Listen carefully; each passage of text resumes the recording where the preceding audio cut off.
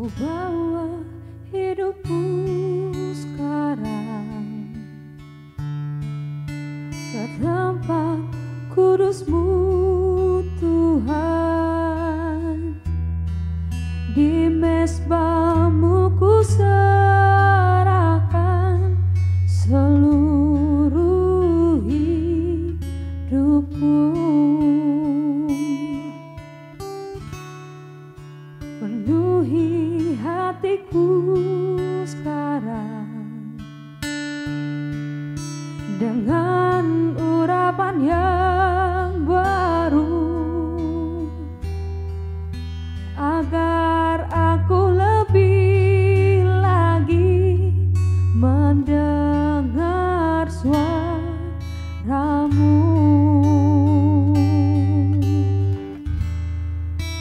Jadikan aku Tuhan rumah doa-Mu, agar semua suku bangsa datang menyembah-Mu. Jadikan aku Tuhan rumah doa-Mu, agar semua suku bangsa datang menyembah-Mu.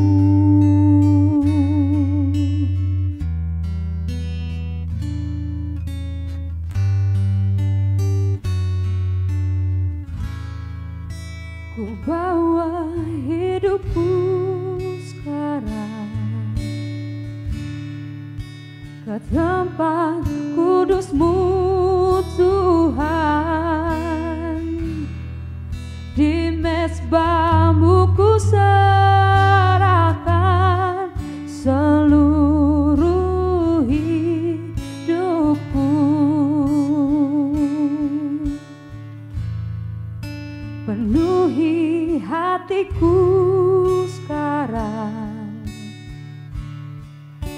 dengan urapan yang baru,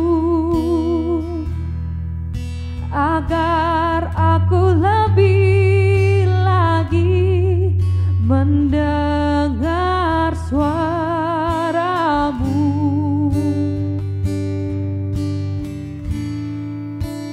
Jadikan aku Tuhan rumah doa-Mu, agar semua suku bangsa datang menyembah-Mu. Jadikan aku Tuhan rumah doa-Mu, agar semua suku bangsa datang menyembah-Mu.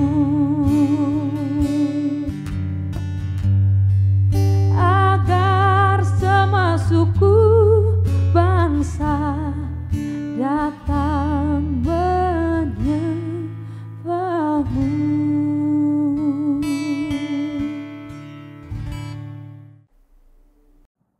Shalom, selamat malam Bapak Ibu Saudara yang dikasihi oleh Tuhan.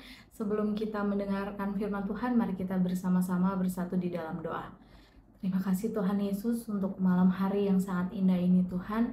Kami boleh kembali bertemu walaupun kami melalui online Tuhan, tetapi kami bersyukur, kami bersuka cita Tuhan, kami masih diberikan kesempatan sekali lagi Tuhan untuk kami boleh bersama-sama merenungkan kebenaran firman-Mu. Mari Tuhan berbicaralah bagi setiap kami anak-anak-Mu siap untuk mendengarkan. Firman-Mu itu pelita bagi jalan-jalan hidup kami Tuhan, terang bagi langkah-langkah hidup kami. Terima kasih Tuhan Yesus, terima kasih ya Roh Kudus, berikan kami pengertian Tuhan akan kebenaran firman-Mu. Sampaikan isi hati-Mu, sampaikan pesan-Mu Tuhan kepada setiap kami. Terima kasih Bapa di surga, di dalam nama Tuhan kami Yesus Kristus, Tuhan dan Juru Selamat kami yang hidup dan berkuasa. Haleluya, puji Tuhan. Amin. Wow, selamat malam Bapak Ibu Saudara yang dikasihi oleh Tuhan. Saya sungguh bersuka cita kembali kita boleh bertemu, sekalipun kita hanya melalui live streaming. Tapi ini kesempatan yang luar biasa Bapak Ibu, karena belum tentu orang lain memiliki kesempatan seperti kita saat ini boleh mendengarkan firman Tuhan dengan tenang, dengan enak gitu ya Bapak Ibu. Nah, pada bulan ini tema kita adalah tentang kasih yang mengubahkan atau kasih yang mengubahkan dunia. Poinnya adalah kasih Tuhan itu mengubahkan setiap kita. Amin. Khotbah saya pada malam hari ini, renungan singkat saya pada malam hari ini, saya beri judul tentang kasih yang mengubahkan segala sesuatu. Wow. Begini Bapak Ibu, banyak orang yang berlomba mencapai kesuksesan, kehormatan, dan kekayaan. Banyak apalagi orang-orang dunia ya Bapak Ibu, dan tidak sedikit juga anak-anak Tuhan juga berlomba-lomba untuk sukses, berlomba-lomba untuk kaya dan lain sebagainya. Tidak salah Bapak Ibu, yang salah adalah kalau kita melakukan segala sesuatu itu menggunakan cara yang salah Bapak Ibu. Banyak orang yang mereka berlomba untuk mendapatkan kekayaan, mendapatkan kesuksesan, bahkan mendapatkan kehormatan dengan mengesampingkan yang namanya kasih. Mereka tidak lagi memikirkan tentang kasih. Mereka tidak lagi melihat kasih. Mereka tidak lagi menggunakan cara kasih Bapak Ibu, sehingga apa? Ada statement yang bilang, oh sekarang banyak orang yang tidak memanusiakan manusia. Wah sekarang banyak orang yang udah gak ada lagi belas kasihan. Wah sekarang banyak sekali orang yang rasa empatinya, rasa simpatinya, kasihnya itu sudah gak ada. Bahkan di firman Tuhan dikatakan bahwa kasih sudah mulai pudar, kasih sudah mulai undur. Wah ini Bapak Ibu yang salah. Nah, di dalam ayat tema bulan ini Bapak Ibu, di dalam Kolose 1 ayat yang ke-6, yang sudah sampai kepada kamu, Injil itu berbuah dan berkembang di seluruh dunia. Demikian juga di antara kamu sejak waktu kamu mendengarnya dan mengenal kasih karunia Allah dengan sebenarnya. Wah, ini kalau Rasul Paulus mengatakan dengan sebenarnya, berarti ada hal yang tidak benar ya Bapak Ibu. Berarti ada pengetahuan yang mungkin salah ketika kita memahami tentang kasih karunia Allah, kasih karunia Tuhan. Saya yakin, saya percaya kita semua di sini pasti sudah tahu kasih anugerah Tuhan, kasih setia Tuhan, kasih Allah dan lain sebagainya. Pasti kita juga sudah merasakan kan Bapak Ibu ya di dalam hidup kita. Amin. Nah, tetapi yang perlu kita pelajari pada malam hari ini adalah yang Rasul Paulus sampaikan, yaitu Injil. Injil itu dikatakan, Injil itu berbuah dan berkembang di seluruh dunia. Jadi seharusnya Injil yang kita terima itu jangan hanya untuk kita saja Bapak Ibu, tetapi untuk kita sampaikan juga keluar, untuk kita ajarkan juga kepada generasi yang mungkin ada di bawah kita, atau generasi di atas kita, atau mungkin orang lain. Nah, dari sini Bapak Ibu, saya mau mengajak kita semua untuk belajar tentang kasih yang mengubahkan segala sesuatu ini. Pada malam hari ini kita akan belajar tentang rasul yang sangat luar biasa, yang hidupnya sangat diubahkan oleh Tuhan dengan sangat-sangat luar biasa menurut saya Bapak Ibu. Yaitu siapa Bapak Ibu? Pasti sudah tahu.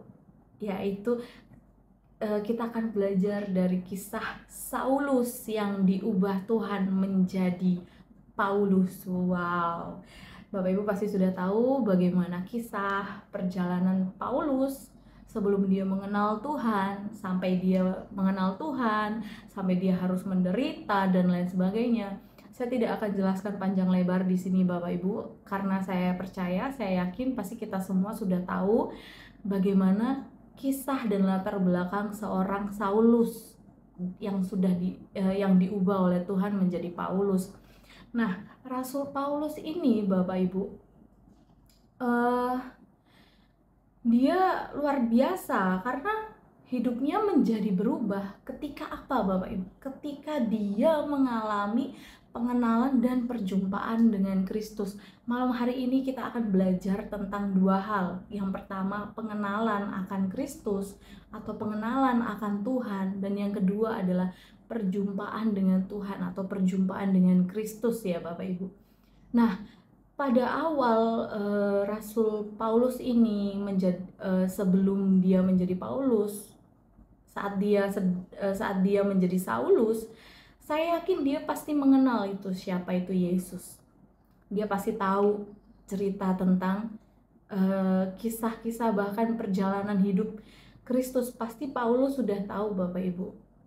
Karena dengan sengaja dia menganiaya pengikut-pengikut Tuhan Yesus, dan bahkan pada saat itu murid-murid Tuhan Yesus pun takut ya Bapak Ibu dengan Saulus ini. Nah, tetapi ternyata Bapak Ibu, tidak hanya sampai di pengenalan saja kita harus mengenal Tuhan, tetapi kita juga harus mengalami perjumpaan dengan Kristus atau perjumpaan dengan Tuhan. Wah, kalau kita melihat Bapak Ibu, bagaimana kisah Saulus waktu dia berjumpa dengan Kristus, itu menurut saya perjumpaan pribadi Bapak Ibu, karena tidak ada orang-orang banyak yang sedang bersama-sama dengan Saulus pada saat itu tidak mendengar suara Tuhan. Hanya Paulus saja, hanya Saulus saja yang mendengar suara Kristus. Nah, ini yang disebut perjumpaan pribadi Bapak Ibu. Ketika kita bisa merasakan kehadiran Tuhan, ketika kita ibaratnya roh kita, bagaimana yang menjelaskan? Jadi ketika kita mengalami perjumpaan dengan Kristus, pasti ada sesuatu yang berubah di dalam hidup kita Bapak Ibu. Perjumpaan pribadi itu bisa kita alami lewat jam-jam doa kita kepada Tuhan, lewat saat teduh, atau mungkin lewat pembacaan kita akan firman Tuhan. Nah, Saulus mengalami perjumpaan pribadi dengan Kristus sehingga kehidupan Saulus berubah, dan bahkan melalui kehidupannya Paulus dapat menyebarkan kasih Kristus dengan sangat luas dengan ke berbagai daerah-daerah. Sehingga apa Bapak Ibu? Sehingga banyak orang yang terubahkan hidupnya pada akhirnya melalui kasih itu, di mana gereja mula-mula boleh ada, ya kan Bapak Ibu, di mana kita sebagai saudara-saudara Kristus, tubuh Kristus boleh berkumpul, boleh ada. Itu dibangun oleh Paulus ketika dia mengalami perjumpaan yang luar biasa dengan Kristus. Nah, yang saya mau katakan begini Bapak Ibu, karena kasih Tuhan, kita itu ditebus oleh Tuhan. Kita harus sadari hal itu Bapak Ibu.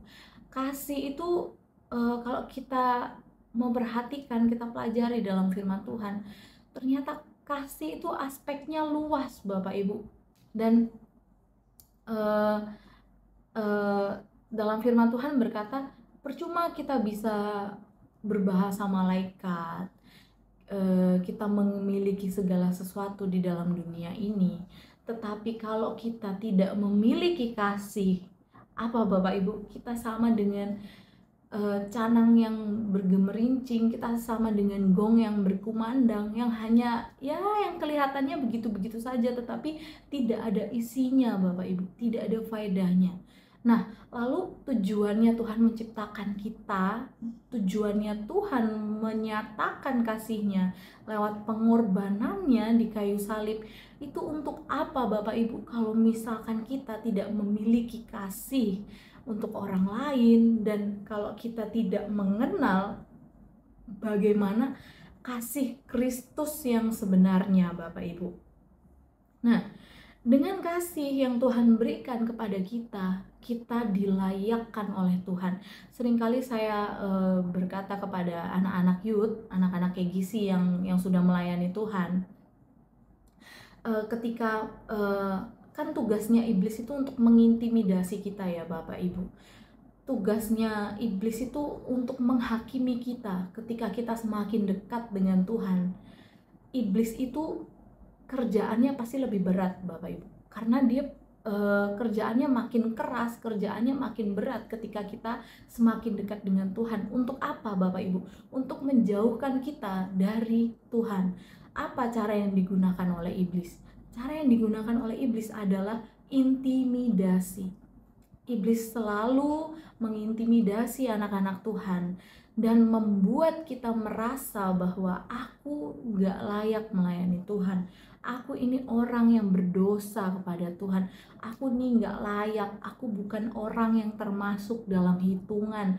Aku tidak memiliki kelebihan atau talenta yang bisa aku gunakan untuk melayani Tuhan. Iblis membuat kita merasa kecil sehingga kita tidak layak di hadapan Tuhan.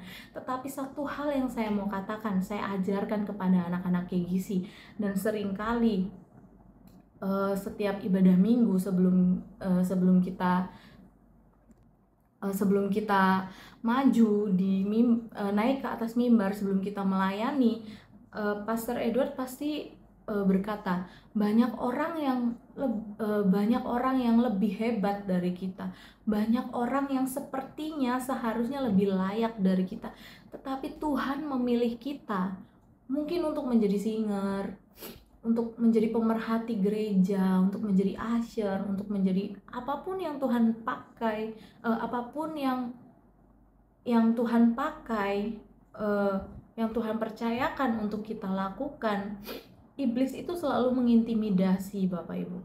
Kamu tidak layak melayani Tuhan, kamu tuh siapa, kamu tuh gak masuk dalam hitungan. Nah, tetapi begini Bapak Ibu, kalau kita mengenal bagaimana kasih Tuhan itu melayakkan kita Bapak Ibu. Kalau kasih Tuhan itu gak melayakkan kita, Tuhan Yesus gak perlu repot-repot mati Bapak Ibu di atas kayu salib. Pengorbanan Kristus itu memiliki banyak arti dan memiliki banyak tujuan sebenarnya Bapak Ibu. Tapi satu hal yang kita harus mengerti, bahwa lewat pengorbanannya itu menjadi tanda bahwa kita itu layak untuk memanggil Dia Bapa. Kita tuh layak untuk melayani Dia. Kita itu layak untuk menganggap Dia itu sebagai Raja yang agung di dalam hidup kita. Nah, seringkali iblis menggunakan cara itu, intimidasi, sehingga kita tidak lagi fokus kepada pelayanan kita kepada Tuhan. Kalau malam hari ini ada yang merasa hal itu selama melayani atau selama mengiring Tuhan, saya mau katakan sekali lagi, itu adalah cara iblis untuk membuat kamu jauh dari Tuhan. Itu cara iblis untuk membuat kamu undur dari Tuhan, sehingga kamu tidak setia lagi sama Tuhan. Ayo kita balik lagi. Kita harus tahu bahwa kasih Tuhan itu memampukan kita, melayakkan kita. Kasih Tuhan itu menebus kita. Bahkan yang paling penting adalah kasih Kristus itu mengubahkan setiap kita. Amin. Kekuatan kasih itu sangat powerful Bapak Ibu, sangat dahsyat, sangat luar biasa. Kasih itu dapat mengubah kutuk menjadi berkat. Kasih itu dapat mengubah kehidupan kita, karena kasih Tuhan itu menuntun kita dari kegelapan menuju terangnya yang ajaib. Bapak Ibu, kalau kita memiliki kasih Tuhan di dalam hidup kita, saya yakin, saya percaya kita dapat membawa orang lain juga yang hidupnya di dalam gelap bisa menuju ke terang Kristus yang ajaib. Sama seperti khotbah minggu lalu di mana Pastor Novelty mengatakan bahwa kita harus menjadi terang, kita harus menjadi garam Bapak Ibu. Nah, oleh sebab itu kita akan belajar dua hal pada malam hari ini yang sudah saya sebutkan tadi. Kasih itu merubah segala sesuatu itu lewat dua hal. Yang pertama itu lewat pengenalan akan Tuhan. Di dalam 2 Korintus 5 ayat yang ke-17, saya bacakan, jadi siapa yang ada di dalam Kristus, ia adalah ciptaan yang baru. Yang lama sudah berlalu, sesungguhnya yang baru sudah datang. Wow, Bapak Ibu, kita mengiring Tuhan, kita mengikut Tuhan. Saya pernah waktu itu di dalam keadaan yang hati saya hancur sekali. Tetapi ternyata ketika saya datang kepada Tuhan, hati saya itu bukan dibenarkan, eh, bukan diperbaiki, tetapi justru Tuhan mengubahkan dan Tuhan memberikan saya hati yang baru, sehingga saya boleh merasakan kelegaan yang sangat luar biasa, sehingga saya boleh diperbarui dengan sangat luar biasa. Oleh sebab itu kita, Bapak Ibu, kalau yang saya bilang tadi, intimidasi iblis, iblis itu menggunakan masa lalu kita untuk menghancurkan kita di masa-masa saat ini. Tetapi satu hal yang saya mau katakan, ketika kamu sudah percaya kepada Tuhan dan ketika kamu mengakui bahwa kamu ada di dalam Kristus, saya mau katakan gini, kamu ciptaan baru. Anda adalah ciptaan yang baru. Bapak, Ibu, Saudara sekalian adalah ciptaan yang baru, bukan yang lama dan diperbaiki untuk menjadi sesuatu yang lebih baik, bukan, tetapi sesuatu yang baru. Bapak Ibu adalah sesuatu yang baru, bukan yang diperbaiki, tetapi Bapak Ibu adalah sesuatu yang baru. Oleh sebab itu jangan lagi mau diintimidasi oleh iblis. Kalau iblis mengintimidasi dengan masa lalumu, pakai masa lalumu itu untuk menjadi kesaksianmu, untuk membawa banyak jiwa-jiwa datang kepada Tuhan, menjadi kesaksian yang nyata bahwa hidupmu sudah diubahkan, hidupmu sudah diperbaharui oleh Tuhan, dan sekarang kamu boleh berubah bukan 360 derajat tetapi 180 derajat, di mana kamu boleh memiliki perubahan yang sangat drastis seperti Rasul Paulus, di mana dia mengalami perubahan yang sangat nyata. Karena menurut saya karakter itu susah diubahkan, Bapak Ibu. Karakter itu susah diubahkan, prinsip hidup itu sulit untuk orang lain bisa ubahkan. Dan karakter, sifat, perilaku itu sangat sulit diubahkan. Tetapi ketika kita mengenal Tuhan, kita tahu bahwa kita adalah ciptaan yang baru, bukan ciptaan yang lama, tetapi kita adalah ciptaan yang baru, dan yang lama itu sudah berlalu, yang baru sudah datang. Kita harus fokus ke depan. Kita harus fokus. Karena apa, Bapak Ibu? Karena kita harus mengenali siapa Tuhan kita. Ketika pengenalan akan Tuhan itu kita pahami dengan hal yang sungguh-sungguh, Bapak Ibu, saya percaya bahwa ketika kita mengenal Tuhan dengan sungguh-sungguh, hidup kita pasti akan diubahkan. Kita tuh harus mengenal bagaimana kasih Tuhan itu mengubahkan aspek kehidupan kita. Kita harus tahu, kita harus paham apa saja yang Tuhan sudah ubahkan di dalam hidup kita ini. Bagaimana Tuhan sudah merancangkan hal begitu luar biasa dengan rencana-rencananya yang begitu dahsyat dan ajaib. Dengan kasih itu yang kita sudah rasakan dari hari ke hari, kita harus demonstrasikan kasih Tuhan itu di dalam hidup orang lain. Di dalam 1 Timotius 1 ayat yang ke-13, Bapak Ibu, ini Rasul Paulus yang mengatakan, "Aku yang tadinya seorang penghujat dan seorang penganiaya dan seorang yang ganas, tetapi aku telah dikasihaninya karena semuanya itu telah kulakukan tanpa pengetahuan, yaitu di luar iman." Nah, ketika kita sudah memiliki iman di dalam Yesus Kristus yang kita kenal sebagai Tuhan dan Juru Selamat kita harus memiliki pengenalan yang utuh akan Tuhan. Kenali Tuhan lebih dalam lagi, kenali Tuhan lebih jauh lagi.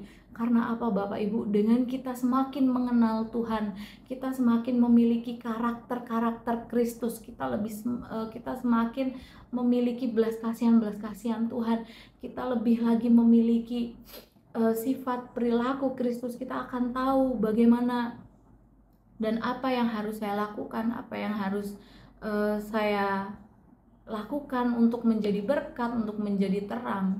Dan yang kedua, Bapak Ibu, yaitu perjumpaan.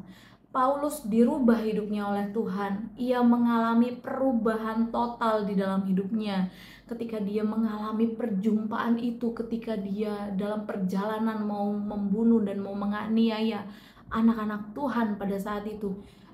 di saat itulah, di titik itulah dia diubahkan oleh Tuhan. Dan perubahan itu terjadi secara total, bukan setengah-setengah Bapak Ibu. Kalau kita udah mengenal Tuhan dan kita sudah mengalami perjumpaan dengan Kristus, saya mau katakan, jangan kembali lagi ke masa lalu, atau jangan lagi merasa bahwa aku hanya diubahkan setengah-setengah oleh Tuhan. No, Bapak Ibu, orang yang mengalami perjumpaan pribadi dengan Kristus pasti hidupnya akan berubah secara total. Perubahan yang dahsyat tersebut dimulai dari perjumpaan secara pribadi dengan Yesus Kristus. Kalau kita mau belajar, kita mempelajari bagaimana pelayanan Rasul Paulus, Bapak Ibu, disitulah kita boleh melihat perubahan yang dahsyat itu merubah hidup Paulus. Sehingga apa? Sehingga Paulus boleh membentuk jemaat-jemaat, dan jemaat-jemaat Paulus adalah jemaat yang luar biasa. Dia boleh memiliki anak-anak rohani yang sangat luar biasa. Di dalam 1 Timotius 1 ayat yang ke-16, tetapi justru karena itu aku dikasihani, agar di dalam diriku ini sebagai orang yang paling berdosa, Yesus Kristus menunjukkan seluruh kesabarannya. Dengan demikian aku menjadi contoh bagi mereka yang kemudian percaya kepadanya dan mendapat hidup yang kekal. Wow, luar biasa Bapak Ibu. Kalau kita sudah memiliki kasih Kristus itu, kita sudah mengalami pengenalan akan Tuhan, kita sudah mengalami perjumpaan pribadi akan Kristus. Yuk, jangan cuma disimpan untuk kita saja. Kita harus demonstrasikan kasih Kristus itu ke orang lain, keluar Bapak Ibu. Jangan hanya kita pendam, jangan hanya untuk diri kita sendiri, tapi mari, ayo saya mengajak kita semua untuk mendemonstrasikan itu untuk orang lain. Sehingga apa? Sehingga bukan seperti yang dikatakan oleh Paulus tadi, dengan demikian aku menjadi contoh, menjadi teladan, menjadi berkat, menjadi terang bagi mereka, bagi orang lain, bagi tetangga kiri kanan, bagi teman-teman di kuliah, bagi teman-teman di tempat kerja, bagi keluargaku, bagi orang tuaku, adik-adikku, untuk anak-anakku, atau untuk orang-orang yang lain yang ada di sekeliling kita, untuk orang-orang lain dimanapun Tuhan pertemukan kita dengan orang-orang tersebut. Mereka kemudian percaya kepada Kristus dan mendapatkan hidup yang kekal. Wah, luar biasa ya Bapak Ibu. Yang menjadi kesimpulan pada malam hari ini adalah pastikan bahwa kita lebih dahulu mengenal Tuhan dan benar-benar merasakan kasih Tuhan dulu sebelum kita mengenalkan kepada orang lain. Yuk, kenali Tuhan dulu sebelum kita keluar. Kita harus koreksi diri kita dulu. Sebelum kita pastikan terlebih dahulu kita udah diubahkan dulu. Sebelum kita mengubahkan orang lain, kita harus diubahkan dulu. Supaya apa Bapak Ibu? Supaya nama Kristus itu tidak dipermalukan, tetapi dipermuliakan. Amin. Ketika kita hidup di dalam kasih Kristus, pastikan bahwa orang lain dapat melihat kasih Kristus itu lewat hidup kita, lewat perkataan kita, lewat perilaku, lewat tindakan kita, dan lewat apa saja itu. Sehingga orang lain tuh dapat merasakan kasih itu, sehingga orang lain dapat melihat hal itu Bapak Ibu. Kalau kita sudah mengalami kasih itu, kita nggak akan berubah hanya setengah-setengah, pasti kita akan berubah secara total. Lewat apa? Lewat perkataan kita, lewat hal-hal yang kita lakukan, kita menjadi terang, kita menjadi berkat, sehingga nama Tuhan dipuji dan dipermuliakan. Amin. Mari kita bersama-sama bersatu di dalam doa. Terima kasih Tuhan Yesus untuk renungan singkat pada malam hari ini Tuhan. Kami bersyukur Tuhan Yesus, kami boleh mendengarkan pesan-Mu Tuhan pada malam hari ini. Mampukan setiap kami Tuhan, kuatkan setiap kami Tuhan Yesus, untuk kami melakukan apapun yang Tuhan mau di dalam hidup kami.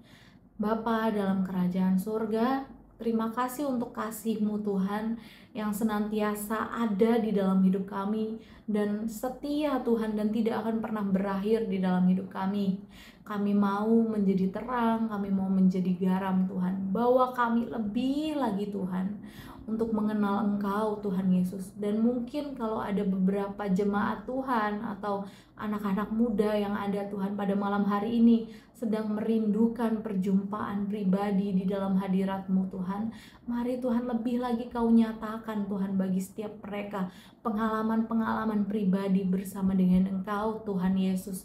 Tuntun mereka Tuhan, lindungi, jagai, sertai mereka, jemaat-jemaat-Mu, gembala kami, Pastor Edward bersama istri dan anak Tuhan. Jagai kami selalu Tuhan, kuatkan dan mampukan kami Tuhan Yesus. Kami percaya kasih-Mu selalu mempererat kami Tuhan dengan sangat luar biasa. Terima kasih Tuhan Yesus, terima kasih untuk firman-Mu Tuhan. Di dalam nama Tuhan kami Yesus Kristus, haleluya, puji Tuhan. Amin. Selamat malam, Tuhan Yesus memberkati.